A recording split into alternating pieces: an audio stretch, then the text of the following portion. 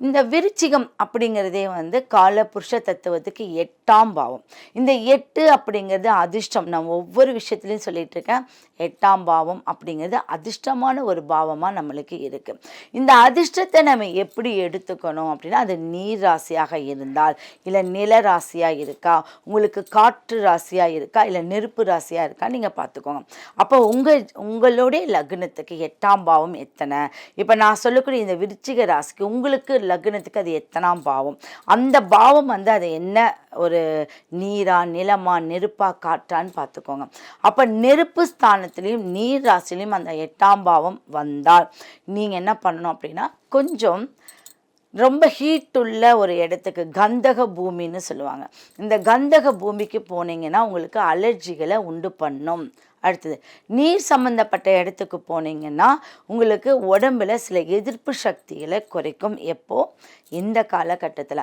அப்போ இந்த 2 இடம் இருக்கக்கூடிய இடத்துல நீங்கள் போகிறது ஒரு போனோமா வந்தோமா அப்படி தான் இருக்கணுமே ஒழிய, அதில் நீங்கள் ரொம்ப இப்போ நீர்னா நீங்கள் போய் கடலில் விளையாடுறது, ஆற்றுல விளையாடுறதுலாம் இல்லாமல் இதை பார்த்துக்கும் போது உங்களுடைய உடம்பு இப்போ எதிர்ப்பு சக்தி ரொம்ப கம்மியாக இருக்கிறதுனால அதை தாங்கிக்கக்கூடிய அமைப்பு உங்களுக்கு கம்மியாக போயிடும். அலர்ஜிகளை ஏற்படுத்தக்கூடிய இதாக இருக்கும். அது 6 மாத காலம் உங்களுக்கு அதுக்கு ட்ரீட்மெண்ட் பார்க்குற மாதிரி ஆயிடும். அப்போ அதை கொஞ்சம் பார்த்துக்கோங்க.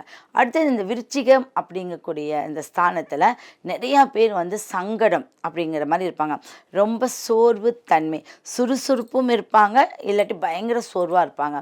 இப்போ அந்த இடத்துக்குரிய ராசிக்காரர்கள் ஒரு விஷயத்தை நீங்கள் எதிர்பார்த்துட்டு இருக்கீங்க. ஒரு 7 மாத காலமாக நீங்கள் ஒரு விஷயத்தை எதிர்பார்த்துட்டு இருக்கீங்கன்னா, நம்ம இந்த காலகட்டம் அது நிறைவேற காலகட்டமாக இருக்குது.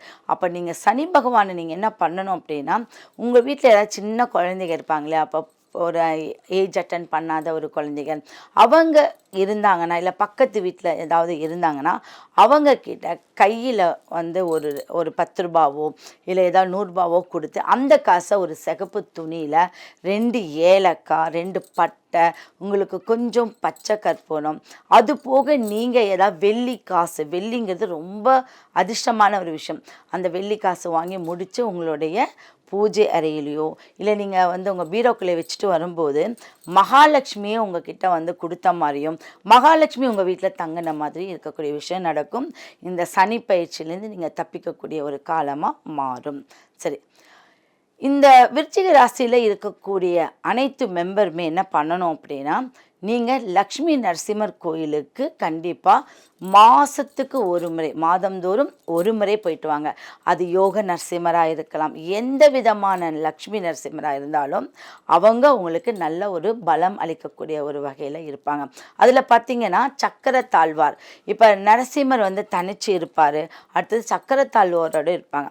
அப்போ இந்த 2 ஒரே சக்கரத்தில் சக்கரத்தாழ்வாரும் நரசிம்மரும் இருக்கக்கூடிய கோயிலுக்கு நீங்கள் போயிட்டு வரும்போது என்ன அப்படின்னா, ரெட்டிப்பு தொழில் உங்களுக்கு கிடைக்கும்.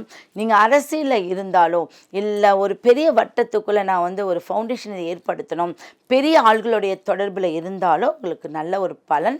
இந்த சக்கரத்தாழ்வார் இருக்கக்கூடிய லக்ஷ்மி நரசிம்மரை நீங்கள் வழிபட்டு வர்றது ரொம்ப அற்புதம்.